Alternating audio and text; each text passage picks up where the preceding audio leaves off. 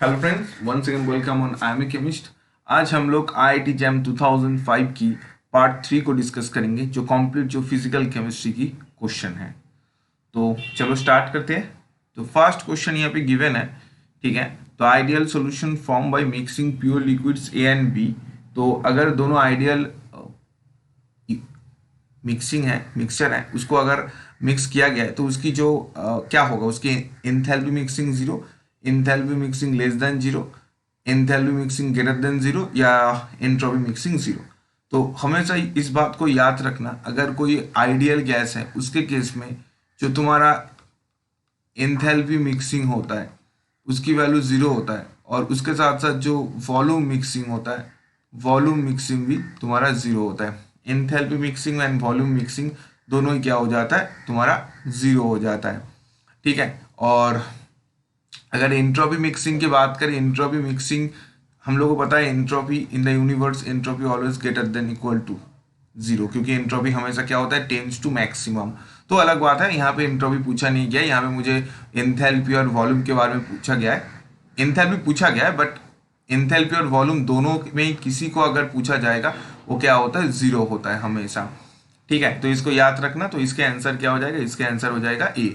अच्छा, next question में अगर मूव करें, the relationship between the equilibrium constant K1, एक रिएक्शन गिवन है, and the equilibrium constant K2 the for the reaction. जो ये K1 और K2 के बीच में रिलेशनशिप बनाना है हम लोगों को। तो देखो, अगर कोई भी एक नॉर्मल रिएक्शन है, suppose A plus B equilibrium equal to C, ठीक है, या मैं इसको ऐसे लिखूँ N A plus N B, मतलब मैं अगर सामने स्टोइशियोमेट्री लगा दूंगा एन सी, तो सबके सामने एन है, तो इसकी जो इक्वेशन होता है क्या होता है, अगर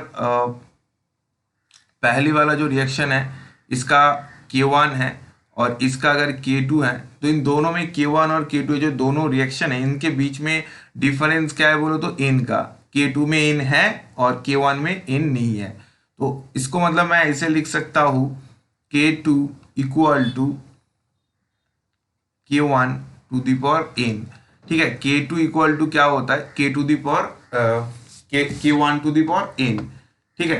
मतलब n क्या है, स्टोइशियोमेट्री है यहाँ पे। तो अगर मैं इस दोनों रिएक्शन को अभी मैं कंपेयर करूंगा, सपोज जो अगर पहले रिएक्शन है CO, ठीक है, CO plus half O2 equal to क्या हुआ है, CO2 हुआ है, ठीक है। इसका अगर मैं क्या नाम करूं, इसका अगर मैं K1 करूंगा, ठीक है।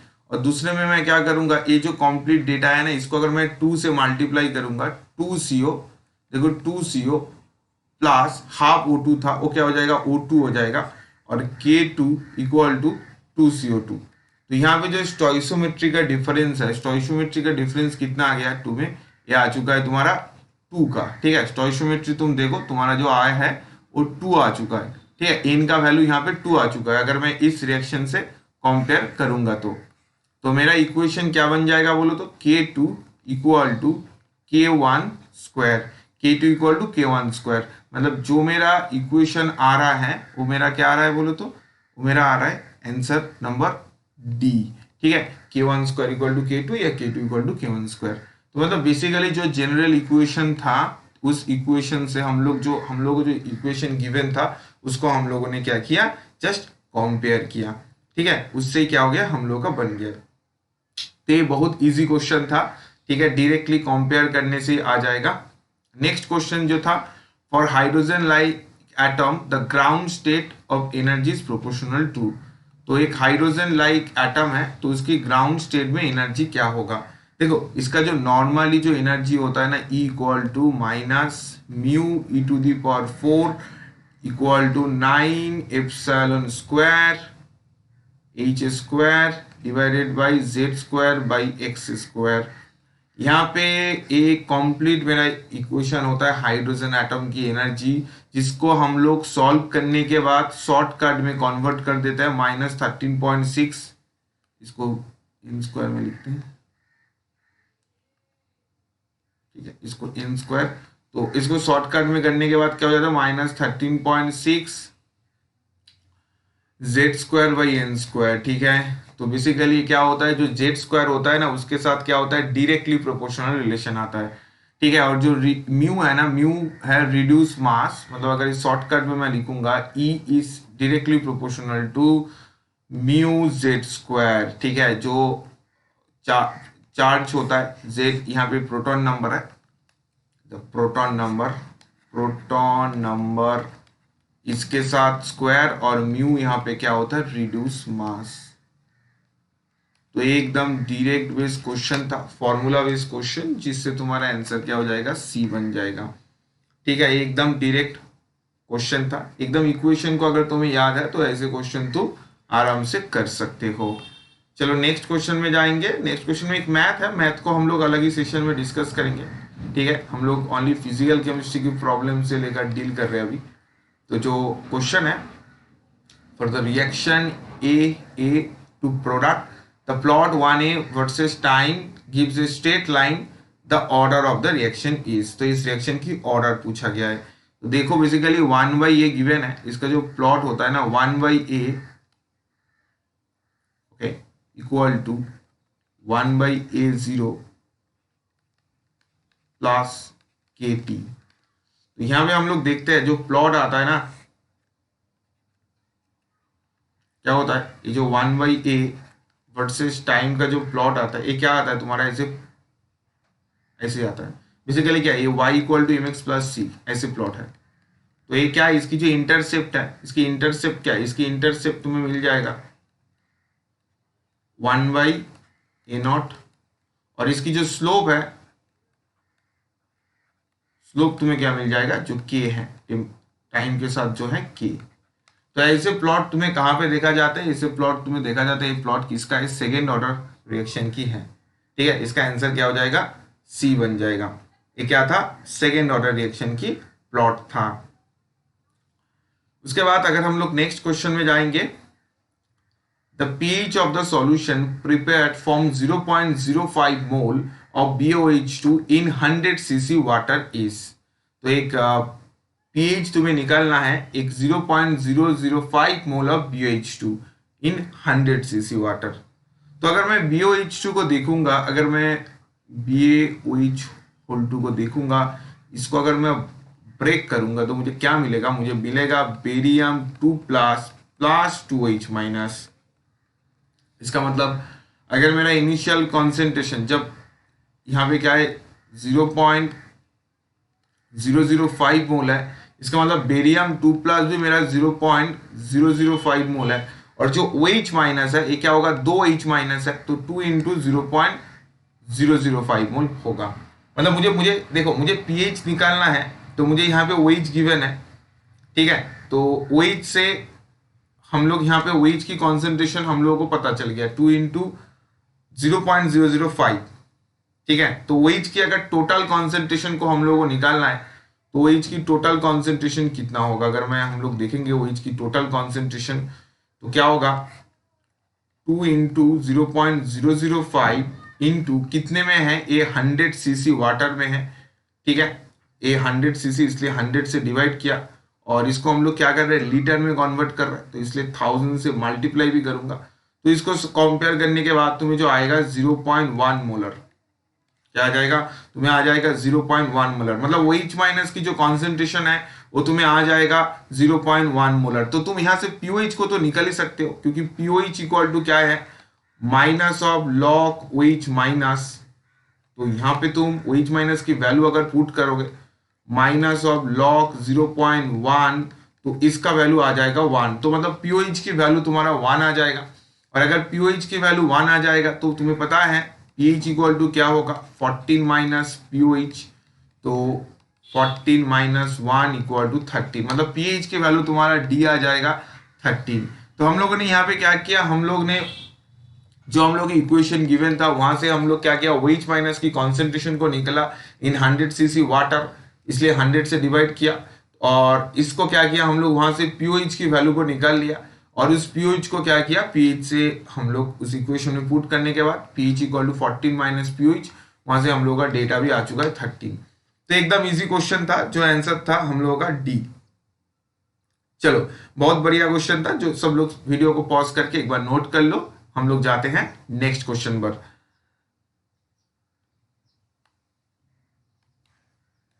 अगर हम लोग नेक्स्ट क्वेश्चन में जाएंगे, for an electron whose x potential uncertainty is 1 into 10 to the power minus 10 meter, the uncertainty in the x component in the velocity in meter per second will be the order of।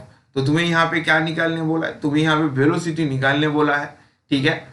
ये basically क्या uncertainty principle की question था। Uncertainty principle क्या होता है तुम्हें पता है, जो डेल एक्स होता है, डेल एक्स क्या होता है पोजीशन होता है, del X into del P X, P X क्या होता है मोमेंटम होता है, is greater than equal to H by 4 pi, ठीक है। तो अभी तुम्हें पता होता है जो ये मोमेंटम है पी एक्स को हम लोग ऐसे लिख सकते हैं एम इंटू वी, क्योंकि मोमेंटम इक्वल टू क्या होता है मास इंटू वेलोसिटी, इसलिए हम लोग मोमेंटम की पोजीशन में एम इंटू वी लिख सकते हैं इक्वल टू एच बाई 4 पाई। तो मुझे वेलोसिटी निकालना है, तो मैं ऐसे वेलोसिटी को यहाँ पे रखकर बाकी सबको मैं इधर कर दूंगा H by 4 pi del X और एम। तो डेल एक्स यहाँ पे जो एक्स था, एक्स क्या था, एक्स मतलब यहाँ पे ये जो तुम्हारा था पोजीशन, तो पोजीशन यहाँ पे तुम्हारा गिवन था 1 into 10 to the power minus 10 metre. तो वैल्यू को पुट करते हैं, देखो एच का वैल्यू गिवन है 6 into 6 10 to the power minus 34 divided by तुम्हारा 4 इंटू पाई का वैल्यू 3.14 इंटू एक्स का वैल्यू गिवन है 10 to the power minus 10, mass का वैल्यू भी गिवन है 9 into 10 to the power 31 kg, सब यहाँ पे एसआई में है 31 केजी। तो आफ्टर ऑल इसको सॉल्व करोगे तुम, ठीक है, तुम्हारे जो डेटा आएगा अप्रोक्सीमेटली नियरली तुम्हें जो आ जाएगा 5.83 इंटू 10 टू द पावर 5 ऐसे नियरली आ जाएगा, जो अप्रोक्सीमेटली 10 टू द पावर 6 के नियर काउंट किया जाएगा, और जो तुम्हारा आंसर है आंसर बन जाएगा ए, ठीक है। तो इसका क्या था अनसर्टेनिटी प्रिंसिपल था, जहां से हम लोग क्या किया वेलोसिटी की जो डेटा है उसको हम लोग निकाल लिया। तो बहुत इजी क्वेश्चन था ये वाला क्वेश्चन, तो सब लोग इसको नोट कर लो, बहुत बढ़िया क्वेश्चन था। जस्ट इस इक्वेशन को तुम्हें याद रखना होगा किसी भी क्वेश्चन के time, del X del P X greater than equal to H by 4 pi, और पी एक्स क्या था मोमेंटम था, जिसकी पोजीशन में एम भी पुट कर दिया था। चलो नेक्स्ट क्वेश्चन में जाते हैं हम लोग।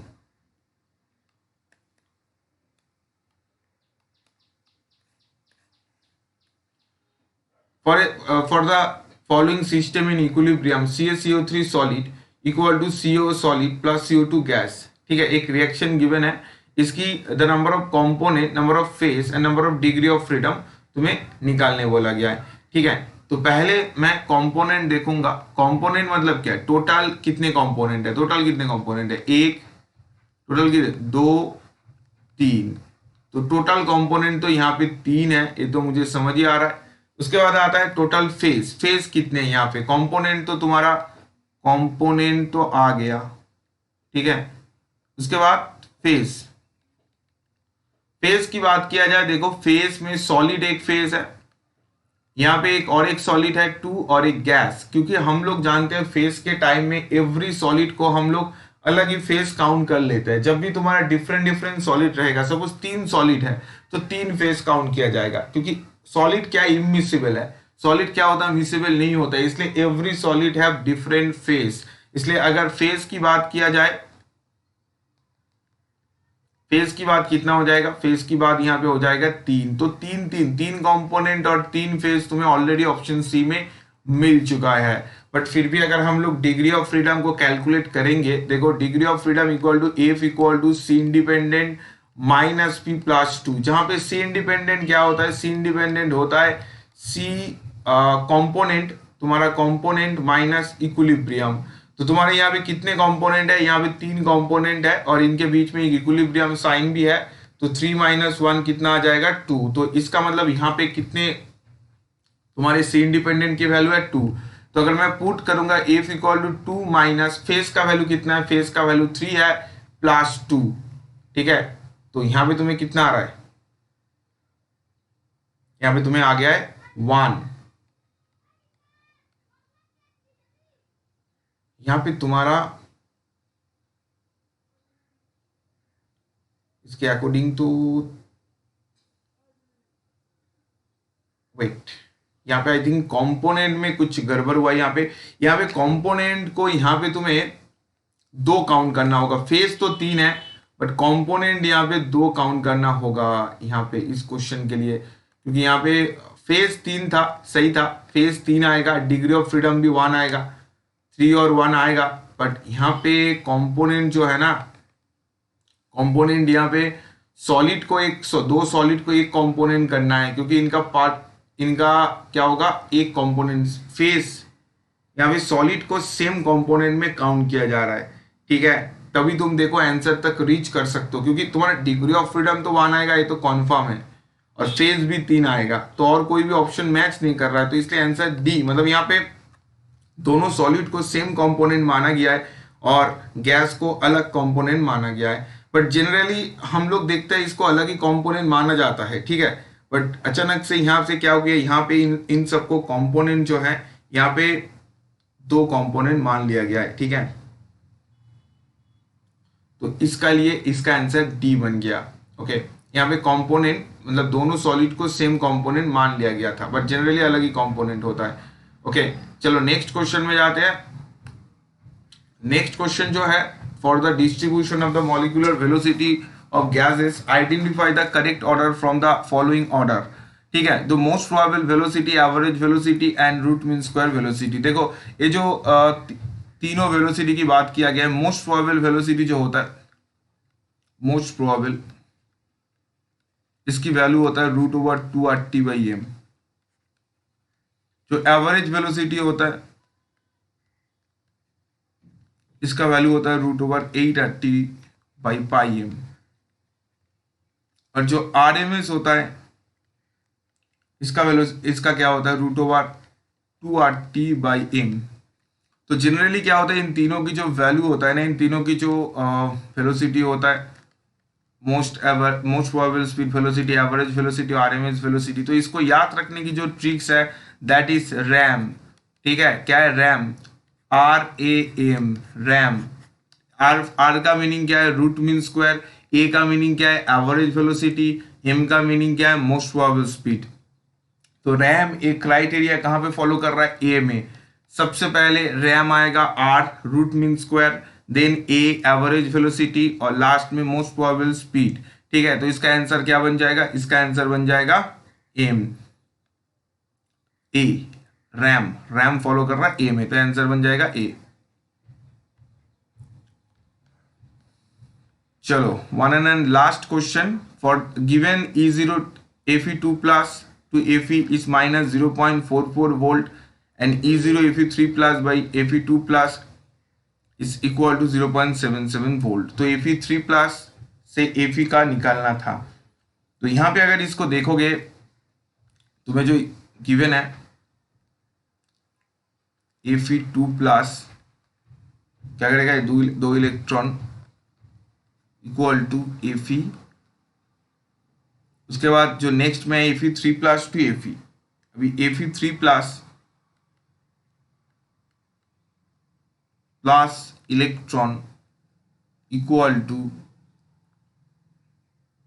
Fe2 plus, ठीक है।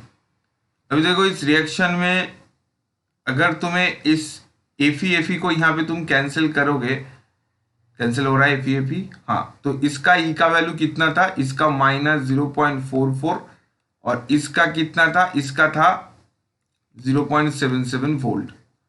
तो अगर तुम इन दोनों Fe को कैंसिल कर दोगे तो तुम्हारा क्या आएगा, Fe3 plus 3 electron equal to Fe, और E का वैल्यू कितना आ जाएगा, -0.44 और +0.77 वोल्ट, ठीक है। इसका अगर तुम कैलकुलेट करोगे, ठीक है, इसका E का वैल्यू तुम्हें कैलकुलेट करोगे, इसका E का वैल्यू कुछ कैलकुलेट करोगे और +77 से करोगे तो कुछ 33 आएगा, +33, ठीक है। इसके बाद तुम्हें क्या करना है, देखो E इक्वल टू क्या होता है, E इक्वल टू -NFE, ठीक है, इसका वैल्यू तुम्हें अभी गिवन है, NFE इसका वैल्यू गिवन है। एक मिनट, तुम्हें यहाँ पे क्या निकालने बोला है, यहाँ पे तुम्हें E0 ही निकालने बोला है, तो E0 का वैल्यू तुम्हें आ चुका है। आई थिंक तुम्हें और कुछ करने की जरूरत भी नहीं है।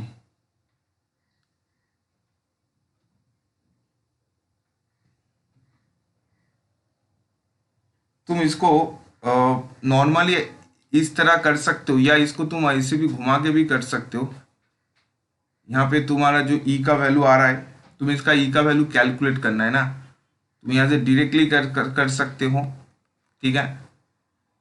0.33 वोल्ट आ रहा था इसके हिसाब से जो बी आ रहा था, बट इसके आंसर की में बी नहीं सी गिवन था, इसके अकॉर्डिंग बी आ रहा था। चलो इसको मैं दूसरे तरफ से सॉल्व करके देखता हूँ। अगर del G equal to minus of N F E, तो अभी अगर इसको डेल जी 1 पकड़ लूँ और इसको डेल जी 2 पकड़ लूँ, ठीक है, तो del G equal to del G 1 plus del G 2, ठीक है। अभी डेल जी का ए वाला का निकालना है, तो मैं यहाँ पे पुट करूँगा, तो कितना आ रहा है देखो, minus N F E equal to minus N, ये पहले रिएक्शन में कितने इलेक्ट्रॉन चेंज हुआ है, 2 इलेक्ट्रॉन, तो 2 इंटू एफ ई का वैल्यू कितना था, -0.44, -0.44, और उसके बाद प्लस क्या है एन एफ ई, तो इलेक्ट्रॉन चेंज एक हुआ है 1 -1, क्योंकि माइनस एन एफ ई होता है, एफ इंटू ई का वैल्यू 0.77, तो यहाँ से एफ एफ कैंसिल हो जाएगा कॉमन लेने के बाद।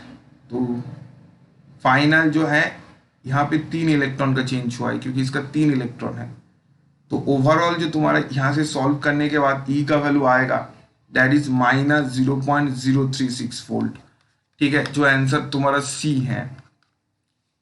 यहाँ पे आंसर तुम्हारा सी आ जाएगा, मतलब डायरेक्टली यहाँ पे करने से नहीं होगा, तुम्हें यहाँ पे डेल जी की हेल्प लेना होगा, मतलब दोनों रिएक्शन को मार्च करना होगा। पहले का अगर डेल जी 1 है, दूसरे का डेल जी 2 है, तो डेल जी इक्वल टू क्या होगा, del G 1 plus del G 2, तो दोनों मार्च करने के बाद तुम्हें यहाँ पे लिखना पड़ेगा, that is equal to -0.306 volt, तो ये वाला हो जाएगा तुम्हारा आंसर। तो ये तुम्हारा IIT जैम की 2005 का पेपर कंप्लीट हुआ है। तो तुम लोगों को अगर कोई भी डाउट हो तो कमेंट सेक्शन में जरूर बताना, और जो अभी तक चैनल को सब्सक्राइब नहीं किया तो जल्दी जल्दी सब्सक्राइब कर लो। All the best.